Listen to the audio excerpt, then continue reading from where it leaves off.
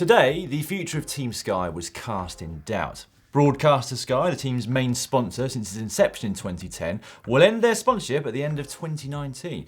Is this the end of an era? We're going to look back at the story of the team so far. Team Sky became a reality in 2009, ready to launch the following year.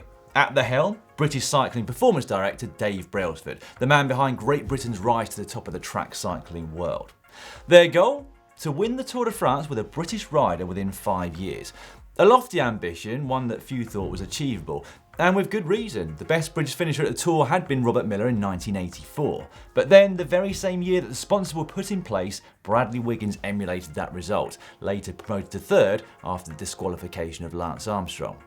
Wiggins was top of Brailsford's hit list. The problem? He was still under contract with Team Garmin's Slipstream.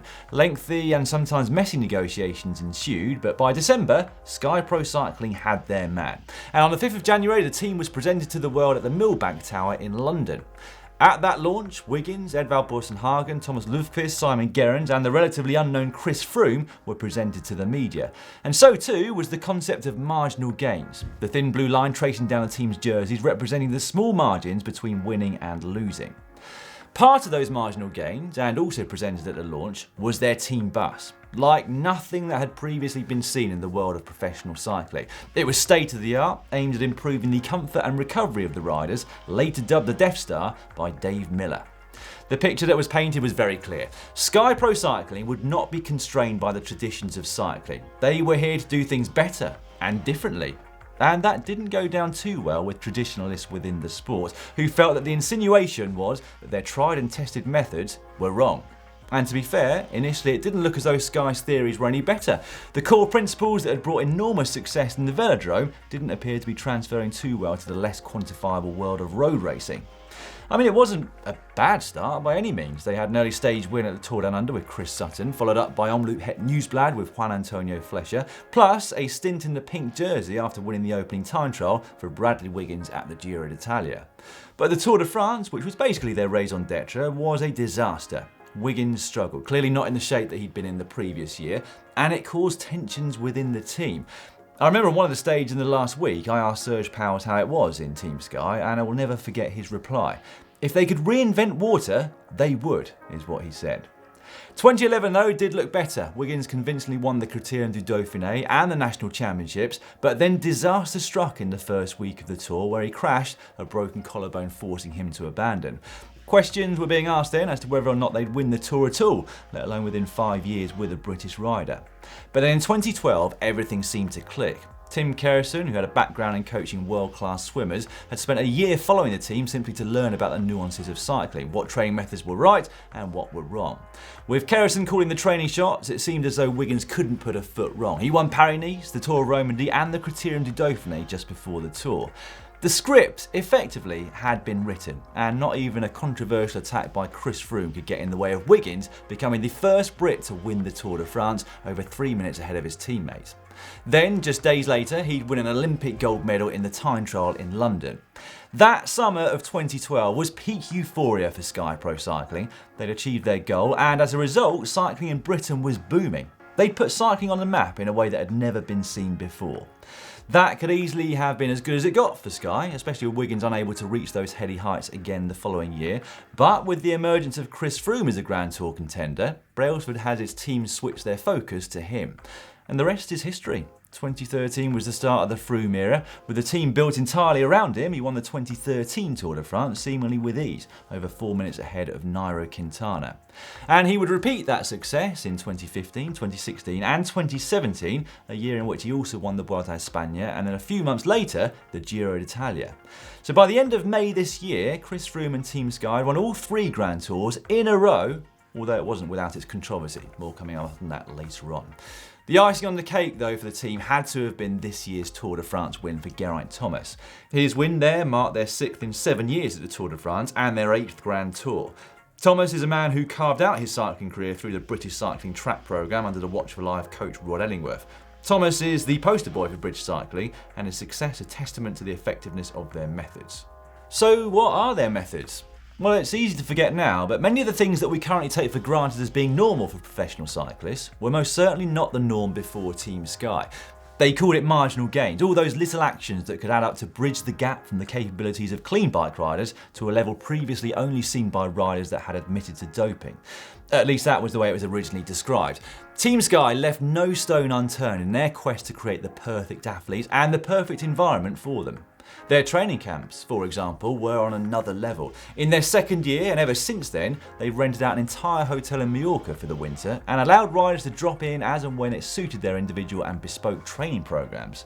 There, the riders would have absolutely everything that they could possibly need, from a team chef that took over the hotel kitchen to physios, coaches, doctors, nutritionists, mechanics, and even psychologists. But it would even be a place for planning the following season, with Brailsford notoriously chairing staff performance meetings that could last into the early hours of the morning.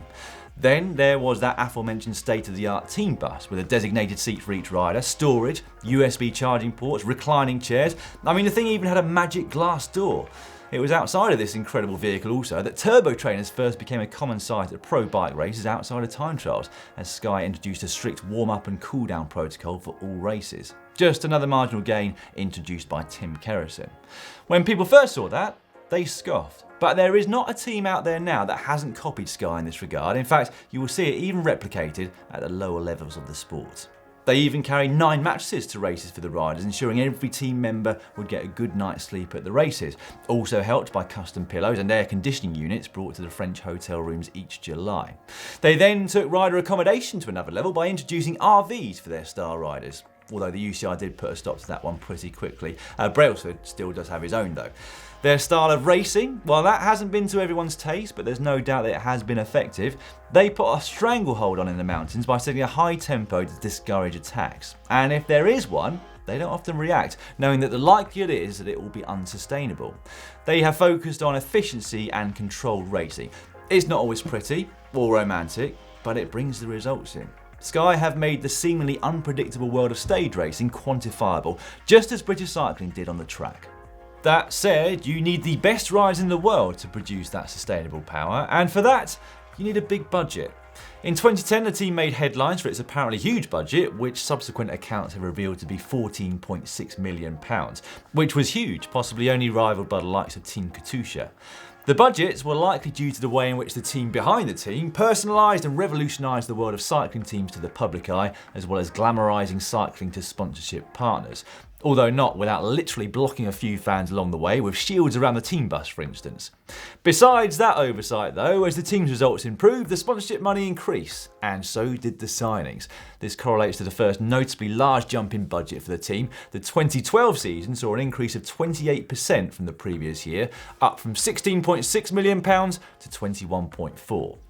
The budget did take a slight dip from 2014 into 2015, but according to the Inner Ring site, this didn't affect the operation of the team, because the economical climate at the time meant that paying riders contracts in euros instead of pounds would make the budget stretch further. That upward trajectory of budgets though returned in 2016 when the increase was 27%, taking the team to over £31 million, which is almost $42 million.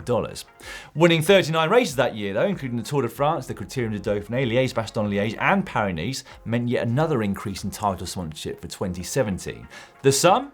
A whopping £34.5 million. An enormous budget, the biggest ever seen in cycling, and money that is no doubt going to be hard to find elsewhere. The 9-year journey so far has not been completely plain sailing though, far from it. From their inception and rather bullish recruitment process back in 2009, right through to winning this year's Giro d'Italia, Team Sky have never been too far from some sort of controversy. Controversy that began before even a single pedal had been turned in anger. The way they brashly went about pulling Wiggins out of his existing contract ruffled some feathers, and he wasn't the only one. Ben Swift had been in the same situation with the Russian squad Team Katusha. Team Sky set out their stall also, pretty clearly back in the day, a zero-tolerance policy to doping. No one who had ever been convicted of a doping violation would be employed by the team. Now with a statement like that, though, you've got to back it up, and it wasn't long before the press's attention turned to Dr. Gert Leinders, a man with a questionable past who has since been banned for life from sport. Leinders was let go in 2012, and the subsequent fallout saw the exit of Sean Yates, Bobby Julich and Stephen de Jong amongst others. And who remembers Jonathan Tiernan-Locke? Sky couldn't have been quicker in distancing themselves from him in 2013 as his biological passport data threw up a new scandal for the British team. Sergio Henao was briefly sidelined for similar reasons a couple of years later, although has since returned to the team. And then came the Jiffy Bag and TUE scandal. An anonymous tip-off to the Daily Mail about a suspicious package that was supposedly for Bradley Wiggins, delivered at the 2011 Criterium du Dauphiné, and a TUE exposed by Russian hackers Fancy Bears. But what was in the bag? Was it Flumasil or marmalade sandwiches? I don't think we're ever going to really know. And then, just when you thought any controversial behaviour had run out of puff, Chris Froome returned an adverse analytical finding for salbutamol at last year's Vuelta a España. It was a case that rumbled on beyond his win at the Giro this year, and although he was ultimately cleared by the UCI before the Tour, it was more fuel to the fire for anyone anti-Sky. So what happens now? Well, it's pretty simple. Number one, they find a very wealthy new backer and continue almost completely as normal. Number two, they find a backer but have a much reduced budget. Or number three, the team doesn't find new backers at all, and the likes of Chris Froome, Geraint Thomas and Egan Bernal will have to find another team, if anybody can afford them. So, although it's too early to tell, it could well be the end of an era. An era that has been as precise as the team have been in their search for marginal gains, perfectly spanning an entire decade, from the first day of 2010 to the last day of 2019. In that time, they've won the Tour 6 times, the Giro once, the Vuelta once, Liège-Bastogne-Liège, Milan-San Remo, Strada Bianca, Paris-Nice, Tirreno, the Dauphiné. The list goes on and on. Have they changed cycling? Absolutely. The answer to that question is a resounding yes. They've changed racing, they've changed training, and above all, they've made cycling here in the UK mainstream and put thousands upon thousands of bums on bikes. Cycling is now, dare I say it, a cool sport. It's a popular sport. It's a common sight, so not just a rider in Lycra, but groups of cyclists out riding. People don't do a double take when somebody is sat in a cafe in Lycra. They've appealed to and inspired a generation of cyclists, some of whom will reach the pinnacle of the sport in the not too distant future. So, I, for one, think that there are many reasons to applaud them, and we at GCN would actually like to say thank you to them for always welcoming us whenever we've made a request to make a video. We wish you the best of luck in finding a sponsor, and of course for next season too. Now, you can, as ever, let us know your thoughts on today's news and of Team Sky themselves in the comments section down below. I've got no doubt that there'll be some passionate debate. Now, one of the videos we made with them was an insight into a day on their Mallorcan training camp, so if you'd like to check out that, you can find it just down here.